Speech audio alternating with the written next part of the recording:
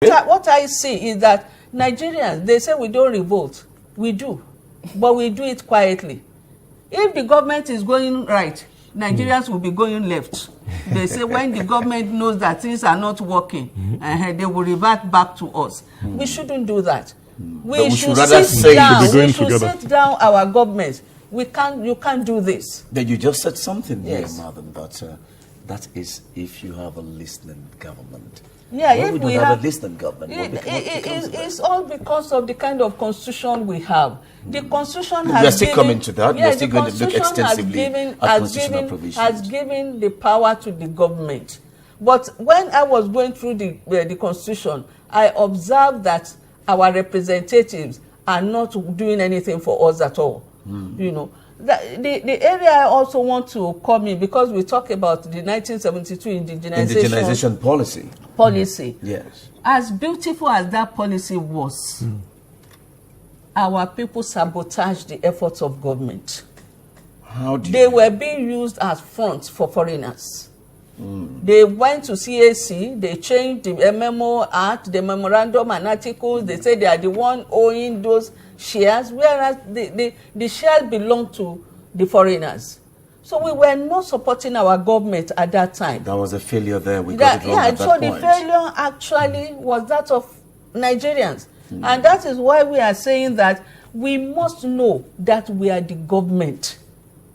We are the government. So had it been that we had done it right at that time, maybe we wouldn't be where we are today. We wouldn't be where we are today. You know, when we say Ghana must go, Ghana must go, Ghana went. Are they not better than us now? Because they were able to sit down. They came to reason with themselves, and they are working. And a lot of factories here, a lot of industrialists have actually moved to Ghana. You know, so that is one aspect. You know, government has really tried a lot when it comes to economic development. It's not that they don't have plans. They have plans, but they are not bringing in those who are supposed to actualize. That is those who really knows who can drive it the way they should. And that is why we experts now, or specialists in economic. The industrialists, those who know, those who, we have local investors, and they are willing to develop this country. Are you worried and concerned about your educational development and interested in building a sound academic education and professional career in accountancy? ACES Institute of Accountancy and Management here offers you an opportunity for a new beginning. At ACES Institute of Accountancy and Management, accounting professional students and secondary school leavers can take advantage of our numerous programs to qualify as professional accountants and specialists in different fields of learning. With our conducive learning environment, competent and experienced professional lecturers to see students through their examinations successfully. Classes for secondary school leavers starts in January 2019, while registration is ongoing for foundation and accountancy programs and other professional examination courses. For inquiries and registration, you can visit our corporate office at Niger House, UAC Building, 11th floor, 325 Odunlami Street, off Marina, Lagos, or email at icanedu@aces.org. or our website at www.acersim.org or call 0703 086 8455 0817 079 0833.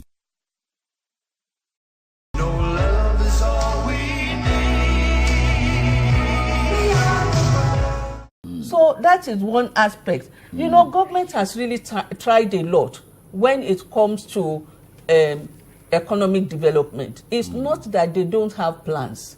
They have plans, but they are not bringing in those who are supposed to actualize. That is those who really knows who can drive it the way they should. And that is why we experts now, or specialists in economic. The industrialists, those who know, those who we have local investors, and they are willing to develop this country. But the government is pushing them away by saying we are looking for foreign investors. And when the foreign investors come, they will go to our bank. The money that local investors should have used to develop our economy, it will go to foreign investors. As soon as foreign investors get their money out of the country, capital flight. And yet we have nothing. when you say foreign investors, I have looked at the statistics. When you say the foreign investors are bringing money, if you look at what is left for us, it's nothing, because they take their money out rapidly. You remember recently when the stock exchange said, oh, they lost a lot of money. Yes, yeah. You know what? Election is coming. Do you think they will leave their money here? They will immediately take it away, and when the country is settled, they will bring it back, because all they want is interest or the yield on their investment. So we have the pioneer status. I'm saying government has tried. Not that government has not tried, but we also have to make sure that we help our government, because we are the government. You know, in the pioneer status, there are certain products that government highlighted. We want development, we want economic development, and government gave a tax holiday, which is beautiful. But unfortunately, you know, the question of using local input, they don't use local input. We still they import. Bring in their own, that's right, we which still is import not a lot, helping the economy. Which is not helping the economy. So that's just a little that we have a lot. Another issue that government has actually truncated economic development is the trade liberalization of I was just going to ask that. That's right. Obasanjo regime that continue buying so that you can have import duty. While we were saying liberalization, economies of scale, you know, let those who can do it, and then those who cannot do it buy. While we are being stupid buying everything, other people were wise. They were manufacturing in their own country, and then they were sending to us. We were buying. They were dumping almost everything in our country. So that kind of policy wasn't good for us. You know, so that is why we are saying that when you want to have any economic plan, call your industrialists. And call the experts. Experts. Those who knows it better. And that is why it's been said that government has no business in business. They are supposed to be regulating. When they are regulating, people can function very well. And then we support with whatever tax incentive, with low interest rates, loans, and so on. And the economy will move. Mr. Sote, I just still will not let you go. Government has no business in business. And I can see you were listening to her with rapt attention. What do you have to say to that again? I know you are enveloped already. So over time, we did not run those companies very well. Those enterprises, what we call public enterprises. Yes. We then had TCPC. We now have BPE that is selling all the all the assets. You know, to sort of agree with the IMF idea that market economy, which is another word for capitalism, should be used to run the economy. You know, for example, you look at our telecommunications. It used to be P&T and then Nitel that ran it, but it has been privatized. It used to be that television, radio stations could only belong to state or federal government. Now individuals... yes, it has been liberalized, at least to give room for every other people. Which, if you look at Section 39 of the Constitution, talking about the media now, it says that any individual can set up a media house, which means there's democratization of economic power. This is what Madam is trying to say. Express. Yeah, that there is democratization of economy. You don't have concentrated power centers. Even though Section 16 of the Constitution is saying that government must again be the commanding heights, you know. But at the same time, it now came down towards the end to say, well, okay, individuals must be empowered to get into business. So essentially, it is getting clearer, especially after the collapse after the end of the Cold War. You know, the fall of the Berlin Wall. It became clearer that you need private enterprise to run the economies. Even government should just including regulate, infrastructure, provide a conducive, enabling environment, conducive environment. And so once you are able to do that, if you look at Section 14 of the Constitution, it says the job of the government is essentially to provide security and the welfare. And if you looked at the entire chapter 2 of the Constitution, that it's talking about it's for me is the most important. Yes, I don't know what anybody thinks, but it's well detailed and highly. That's ideology right there. If we knew what we were doing, if we were serious, if our governments would just look at that, you don't even need to come up with any capitalist or Marxist or socialist. We already have our ideology in that chapter 2. So, summary is that it is in our own interest, in the interest of government, to face the business of governance and let individuals who have the enterprise to do these things. Come to think about it, China, even is a capitalist country, is run by a communist party, is running a capitalist system. That tells you that the government just provide the enable environment, the people drive. Exactly. People are more. Do you have any addition to that? No, I think that's fine. I mean that comment about government has no business in business. Says it all. However, the role of government in business is just what we've pointed out, that government is there to coordinate the policies and make sure that the policies are in line with the objectives of the Constitution, wherever those things exist. In line with that objective, that's where, I wanted to land so that we need to discuss that, we need to look at that. Yes. In line with the Constitution, the objectives of the Constitution. Because wherever the Constitution says that, government's role is to empower the individuals, make them successful, allow them to, to create employment opportunities, etc. It is by creating the environment that government can do that, not by actually participating or setting up businesses. Parallel businesses. So I think that's really the key. The crux of the matter. Make sure that there is an environment in which people can set up businesses, whether small or big, and then employ people, because that's the only way that economic development can actually happen.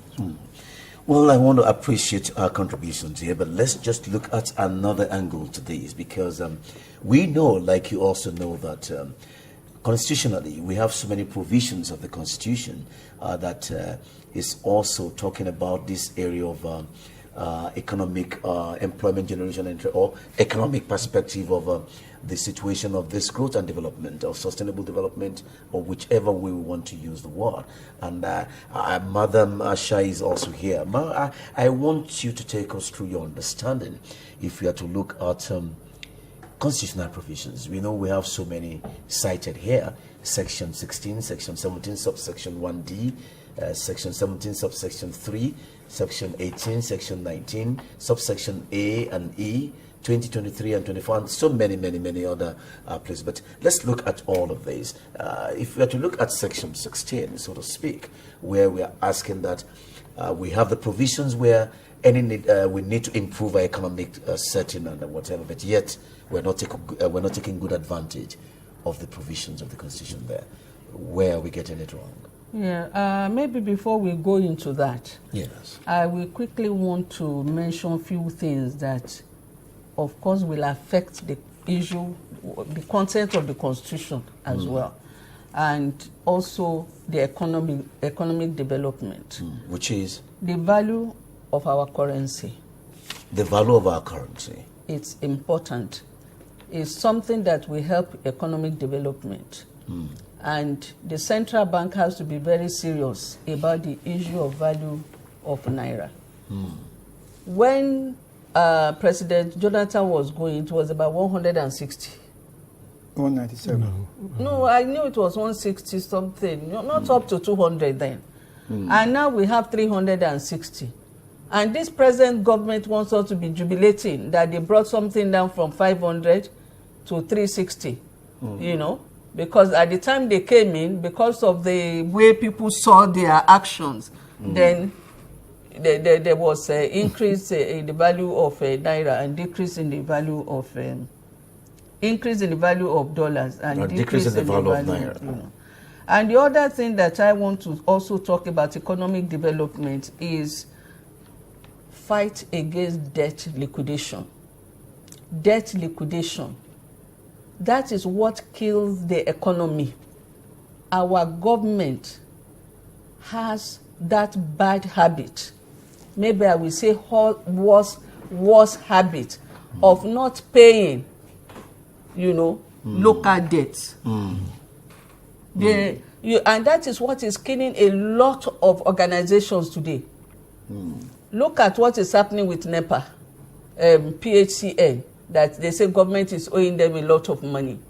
So, and our citizens also, that habit of you have debts, you liquidate your debts immediately. It's not there. And it's because of this thing is a vicious circle. Could it be because of what people see happening around, and it's just yeah, because government can owe you if for government can say, well, I can't pay because I'm government, okay, and yet the same government is not giving service to people in terms of what they need, and yet you still want to, like, I'm just citing this issue of the PSN you're talking about. It is. You can even see the audacity of government hiring people and failing to pay them salaries, knowing fully well that even from that salary, some people still do small economic activities.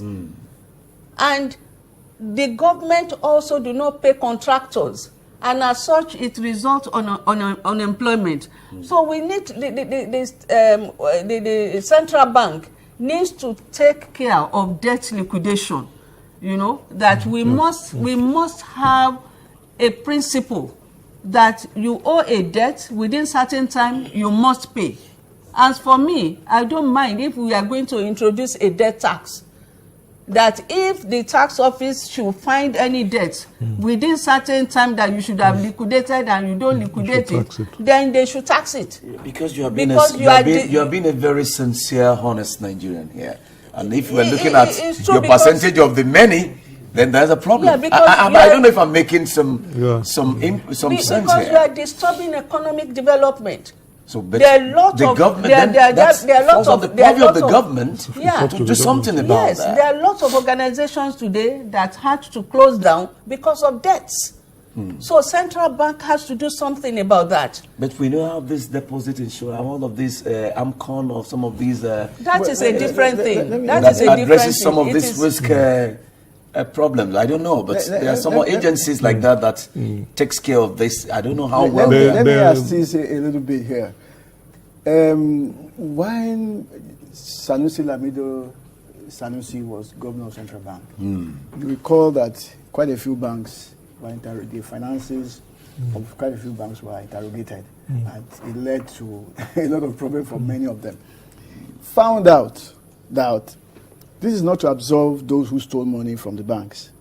Found out that a lot of the non-performing loans,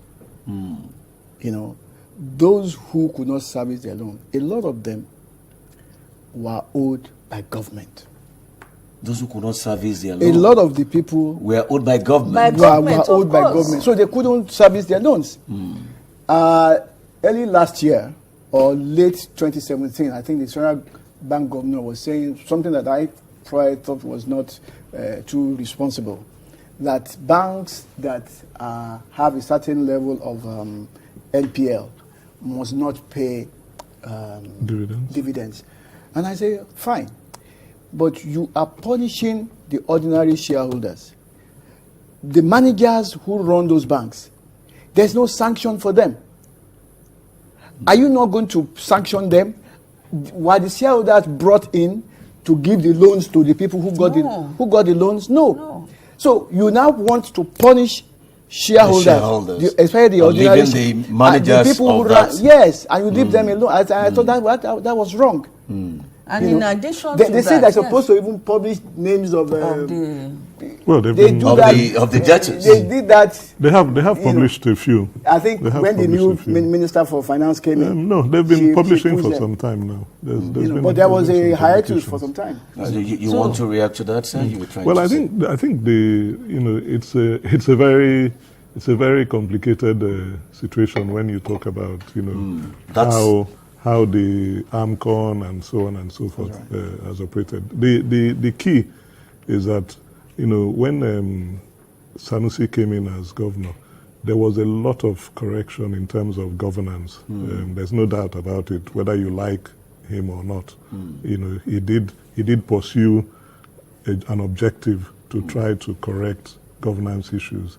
A number of those debts that we're talking about in a number of banks were insider loans.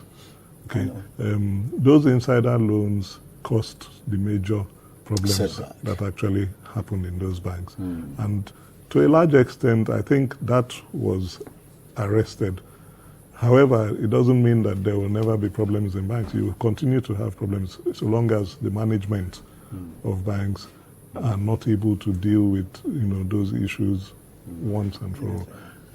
The owners also have a duty, the owners of the banks, because governance comes all the way from the top. It comes from the stakeholders, that is the regulatory bodies. It comes from the owners of the banks. It trickles to the management, and then of course the directors who are there to represent the owners. So there's a lot more to it. And there's an important reason why we have to check debt liquidation. At the moment, we have a lot of people owing taxes, not being able to pay their taxes because people are owing them. So that's a challenge. Without these taxes, government cannot perform. Because taxes is the generation of the revenue they need to drive. So nobody now, there's no company that will go to the bank to borrow money to pay taxes when he has a lot of debts to collect. Oh, definitely. So the central bank has to come out and assist in this. Yeah, in other countries they do it, to ensure that there is that flow of funds all around the economy. Because when you lock in somebody's money and you deprive that person from paying taxes, from paying salaries, from being able to continue trading or manufacturing, you are actually disturbing economic growth of a country. So government must be serious about that. Good. Now, let me go to your question. They're looking at the constitutional provisions. We have so many, like you have said. But what I have noticed under Section 16, which is economic order, we have a lot of good provisions there.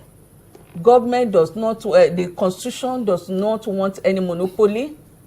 The Constitution wants our resources to be harnessed by the government for the good of the people, which is very good provision.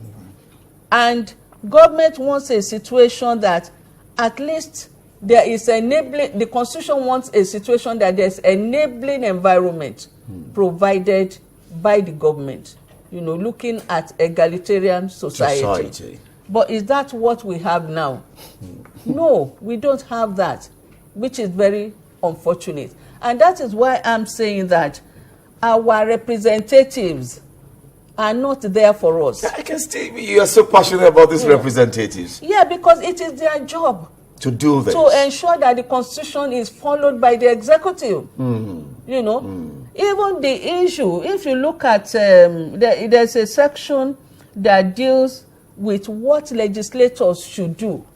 That is, before, when we were having the military era, we have what we call major economic roles of government. And the Constitution has given our legislators the right that they should come up with what should be major economic activities. So when we look at exclusive legislative list, the Constitution is not saying that it has to be for the federal government. It's for the government of the federation. And even looking closely at our Constitution, the Constitution has given legislators the right to proclaim what should be major economic activities that government can go into. And the Constitution says if the legislators fail to do that, then whatever the military government had considered as major economic activity will continue. And that is why I'm saying that our legislators are at fault. Because at this time, it's not that we should be saying we are selling government property. If the legislators have come to say, okay, government has been doing this, but we believe that the people should do this. So you find that the exclusive list would have been reduced by now. And it will not be what it is today to say that it is purely what the changes to reflect the sale of some of these. Exactly. You understand? Yes. It makes a lot of sense. Yes. Madam's opinion, it makes. Yeah, I agree. That's why I'm just these people, they just sit down there. Government is doing some things in a way reducing. Is it to say that the portfolio on the exclusive list, and they keep quiet? They don't even come up with the necessary rules to first empower that and then support it and ensure that it is done properly, so that these things that have now been privatized remain privatized. Is it to say they don't understand it, or is it that no, sir? Just do not yes, I think so. My thinking is this. I'm sorry, but my thinking is this. You remember they have what they call oversight functions. But these, permit me to use the language on the street, it has become an Egunje syndrome thing for them. I recall in the parliamentary system, I was a little boy, but I recall that there was something called question time in the parliament. Any member on the floor, we see how Theresa May faces the parliament and can ask the prime minister or anybody in government questions about what is happening. What are you doing now? In fact, what you just did this morning, I think something is wrong with it. Mr. Prime Minister, can you please answer? I have some queries for you.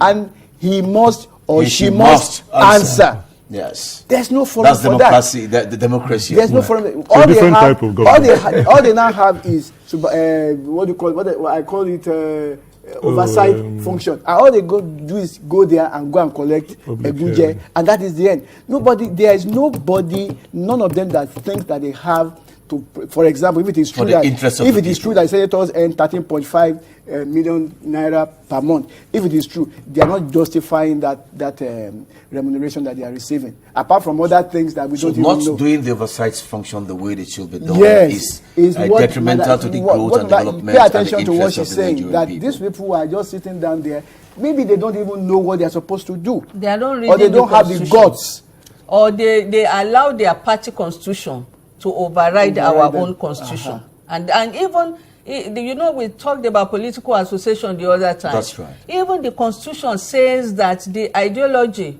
or interest of political associations must be in tandem. Must conform with chapter 2. With chapter 2. Let me quickly go through. We have section 17(1)(d). Exploitation of human or natural resources in any form whatsoever for reasons other than the good of the community shall be prevented. My question is this what is happening? You remember, this is the constitution. The constitution says exploitation of human or natural resources in any form whatsoever for reasons other than the good of the community shall be prevented. Look at what happens in Niger Delta. Are they doing anything for the good of the community? No. So this section is saying that exploitation of our mineral resources must be for the good of the community. And they are not doing that for Niger Delta. Hence the militancy and all of these restiveness in that I region. do not see any reason why they cannot equip those local boys to refine oil. Give them the necessary backing. Why must it be the foreigners? If they are the one refining today, it will be a sense of belonging. They will sit as there. There will be no agitation. No agitation whatsoever. Or this marginalization of a claim. Look at what the government has done now with mineral. The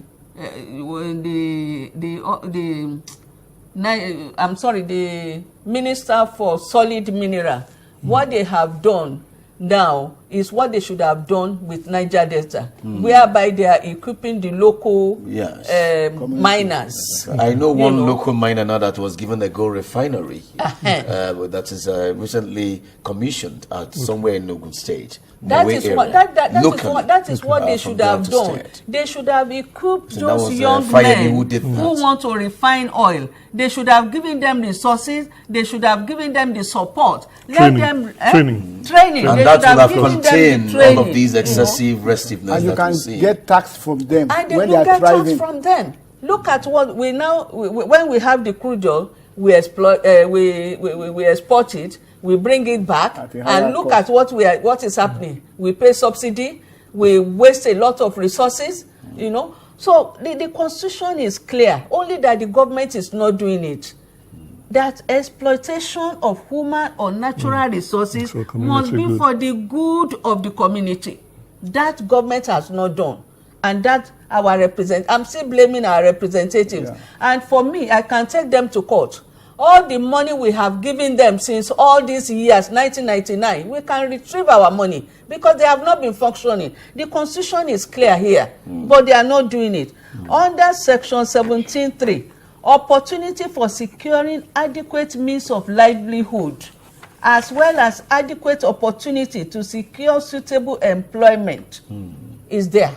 That is the job of government. But is the government doing it? Our representative, are they making sure they do it? The Constitution actually provides all the necessary resources, all the necessary policies and principles and ideologies. There are many areas where maybe it falls short, but largely speaking, it addresses some of the things that we should do. The issue is to have the seriousness and the focus of the participants. When you say participants, that is the legislators, or be the legislators, or who are we really the legislators, the executive? It is the legislators, the executive. Are our problems. The people who should be guiding the activities, and who should be guiding the executive, because they are there to act as a check on the executive. If they don't do that, then who is going to do it? And if that doesn't happen, then we will continue this kind of debate forever. The people on their part who have chosen wrong representatives I don't know whether the people have chosen the wrong representatives, because it's difficult to say so, except for the fact that they're not doing what they're supposed to do.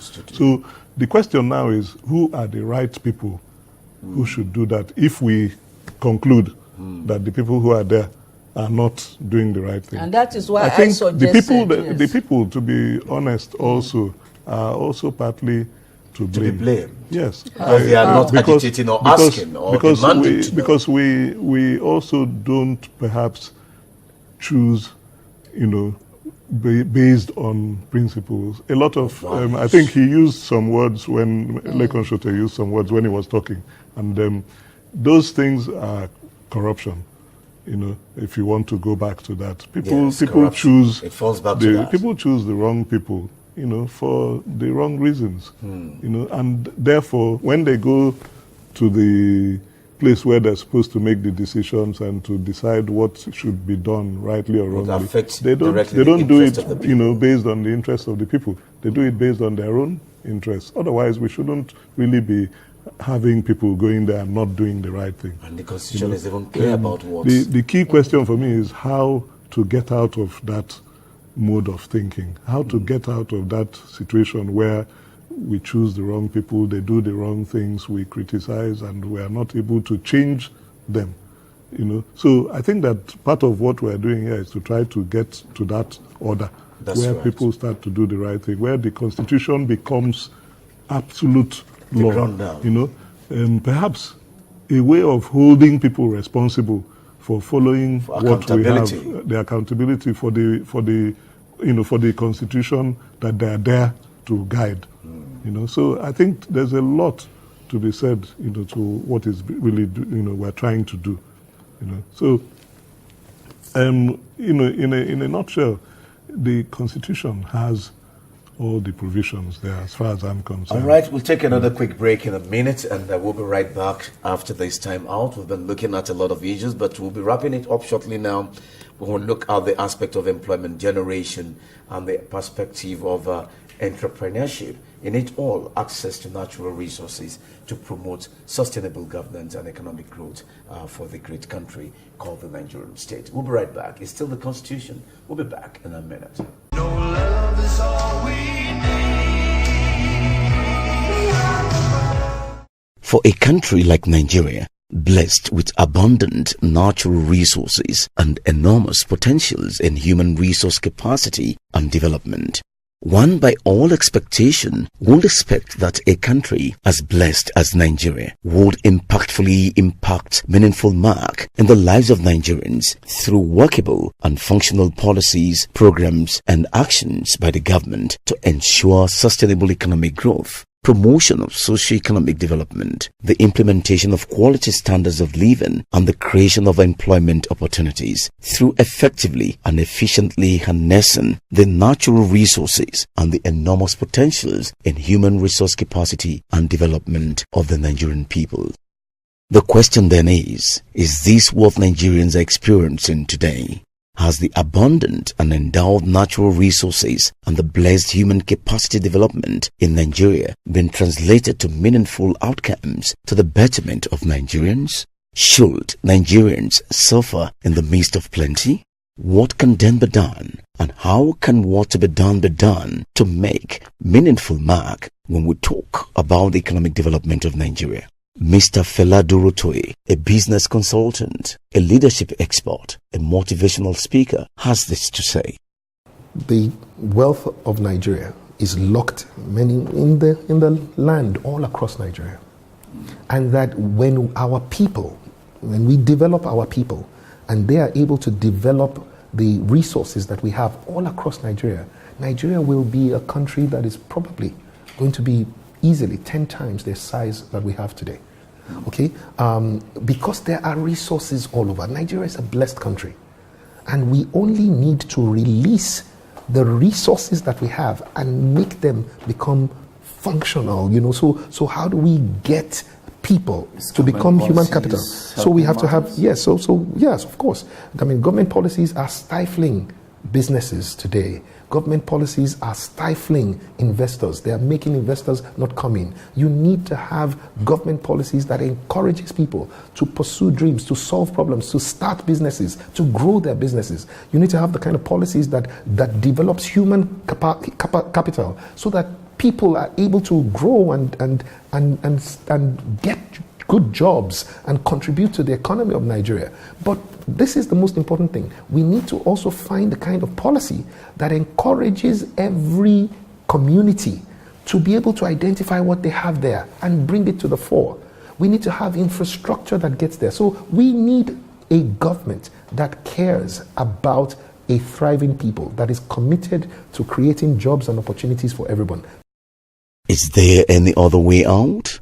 This discourse on today's edition of the Constitution captures the essence of these perspectives and narratives on the socio-economic order of the Nigerian state.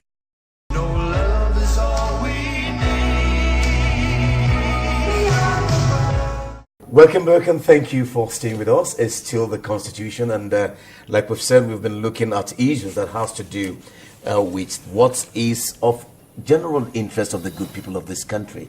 And our topic still is what we're talking about, employment generation and entrepreneurship, and of course access to natural resources. And we're taking a look at this very holistically from the perspective of the constitutional provisions to all of this concern, to government policies, as how well has government really implemented adequate policies that has really changed and make the difference in making life meaningful and impactful for Nigerians, as we're looking at the fact that in the midst of so many, yet we are still crying foul when we should not be crying foul. It is really something that is worrisome and a thing for concern. We're also looking at government programs. How well is this really helping the situation? Is it better the lot of Nigerians, or we are still where we are? And if we must make the difference, what are the ways out and what are the solutions? These are some of the things we've just been looking at and we'll still be talking about as we look to wrap up this segment of the program. My guests still are the people we've been looking at: Mrs. Tejumade Morenike Tejuade Babinji Nashai, Mr. Lekon Shot is still here, and of course Mr. Ikeme Funa Mbagu. They have been looking at these issues with us on this matter. Now let's come back still on the constitutional issues. We still have some aspect to look at here, that of ethics, and that has to do with. We have 2 areas now left. Which is? The national ethics. In section 23 of the Constitution, it says that the national ethics shall be discipline, integrity, dignity of labor, social justice, religious tolerance, self-reliance, and patriotism. Discipline. I think we can say we score 0 over 10. Because our government is not even disciplined. You know, if you are a government that is disciplined, you will follow the Constitution to the letter. You are there for security and welfare of the people. And yet, you know, we have issues of disturbances regularly. There was restiveness in the polity. Yes. There was a day my driver told me that Abacha once said, if there is any problem in any society and that problem refuses to go, it means government has hand in it. So if you have restlessness in the society, if you have Boko Haram since almost 2001 or 2002 up till now, and you had a governor, a sitting governor, saying that I have paid them not to make trouble, then something is happening. The government is not disciplined. Because why should there be some people that you have to pay not to make trouble? And when which means government has lost track of its protection, provision of whatever security is happening now, it looks as if government has hand in it. I don't know why a government will be paying 3.5 million to feed one person, and you are retaining that person in your custody, and you are saying that person is dangerous. So that's one thing. Discipline is important. Integrity is also important. We've been hearing of how the present government will be hiring cousins, neighbors, all kind of people that are so close to the presidency in key areas. That is not integrity enough, because what the Constitution says is that you must ensure that all Nigerians, irrespective of where they come from, east, north, west, south, they are comfortable. You know, so that's one area. Dignity of labor. You'll be shocked the way some foreigners treat Nigerians in their various factories. There was a time we read in the newspaper that some Nigerians were they were infected because of certain things in the environment of that. Ikorodu or somewhere. Yes, sometimes there was a case at Ikorodu, and we didn't. The state government, Lagos state government, immediately took action. At that time, it was an Ikorodu incident in the Chinese farm, I think. Okay, yeah. Yes, the Lagos state government immediately took swipe action. It is not the Chinese company alone. There are so many companies that... with the newspaper account you are talking about is what I'm making reference to here. And in most cases it has become of Chinese, where the cheap labor, because of this thing, most factory workers, Nigerians there, they have their hands cut, amputated, and nothing is done, and they have to come to safety commissions, and the safety commission needed to react on behalf of the people. So I know of cases like that the state government in Lagos State has been handling. I'm only corroborating your point. Yes. There are so many instances that government and our legislators are not working. And they have to do all of this for the interest of the people. When we come to employment, when we are going to talk about employment, Mr. we will mention how employment in this area how we can generate employment in this area. We have social justice. Is there social justice in Nigeria? There are so many people in prison today that they have not done anything, and nobody is interested in them. Our legislators are sitting down there. Why can't they go around the prisons, interview people, find out why the this oversight function, I believe, is supposed to be in prison for 10 years for look things at that issues they did like not this. do? Don't you think so, gentlemen? I think there's a committee. part of There's these supposed to be a committees, oversight functions is It's part of only in this. Lagos that I've heard that the Chief Justice, will go around and release Even people. members at the Lagos State House of Assembly, House Committee on Judiciary, they do some of this visitation to. Hence, the Chief Justice was able to use his magnanimity to say that to release people some that people. were not supposed. So that this should be this should translate to the higher, that's what we higher expect, level of service. We know Lagos State has been working, and we hope people will emulate them. Self-reliance and patriotism. I've told you about patriotism. That area is very, very important. All this affects economic development. If you don't have discipline, there's no integrity. You will even sell your country because somebody wants to give you $5 million. All that affects economic development, growth, and sustainability. So, Section 24 deals with duties of the citizen. That is you and I. Yes, that area is important. It's an area that we have to start teaching our children right from age 2. Once they can hear and they can talk. Because the Constitution makes provision as to what duties a citizen, like pay your taxes, don't spoil government property. You create that awareness. A lot of people will start protest, and they will set ablaze government properties, not knowing that it's not government properties, it is their own property. Our properties. The money government would have used to take care of us, they will now use it to replace.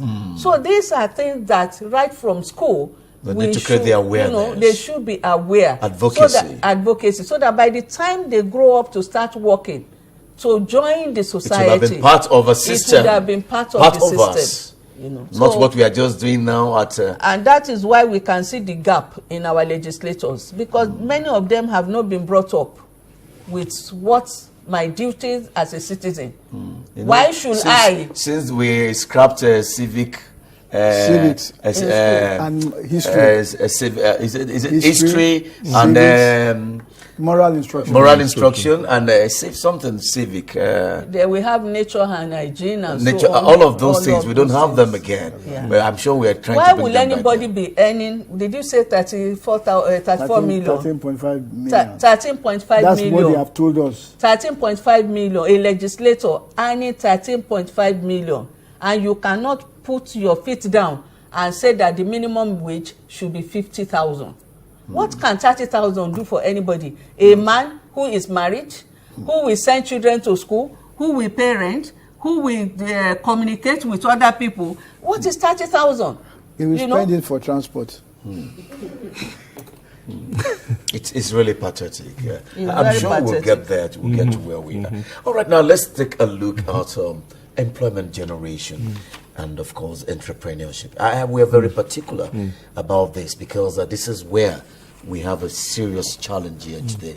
Ladies and gentlemen, so many graduates out there with nothing to do, and they are all just there. And the next thing is, you see, the common saying universally is the idle mind is the devil's workshop. So we need to really look at this. Mr. Mbago, it is in your purview to look at this for us. How do we address very critically and manage this aspect of employment generation and entrepreneurship? Aside we looking at the fact that generally access to natural resources is germane, cuts across all issues that we have discussed here on the program. Okay, thank you very much, Femi. I think the question of employment generation is central to economic development, because you can't have economic development without having, let's call it, adequate employment, because unemployment is not just unemployment, but it's also underemployment. It's also a situation where you have a number of youths that are unemployed. That's right. And if you look at the statistics on unemployment, you find that we generally believe that the age for employment is between somewhere around 17 or thereabouts to 64, 65. And if you look at the demography, you will also find that most of the people who are actually unemployed are in the younger categories. Which is what it Which is the problem that we really have, because those are the people who then find their way into social issues. That's right. Social vices and all of those. Drugs, etc., etc. So if you want to begin to cure unemployment or to begin to create employment generation, you have to look at various things. You have to look at education, because a lot of the people who are unemployed, part of the reason is substandard education. I'm not talking about university education now. I'm talking about some of the things that we mentioned. Training, that's right. Skills acquisition, because right. we don't all have to go to university. No, we don't all, but that's an error here. In other parts am of I the correct? world. That's an error here. Absolutely. People look at it now that must you go to school when you can do this and you There's so many things you can do. You even find many graduates now not using that which they have studied. It's our government. It's our government. When you say our government, yes, because they will be asking your qualification. Are you a degree holder? Are you this? Are you that? Somebody who has gone to technical college, why can't you survive?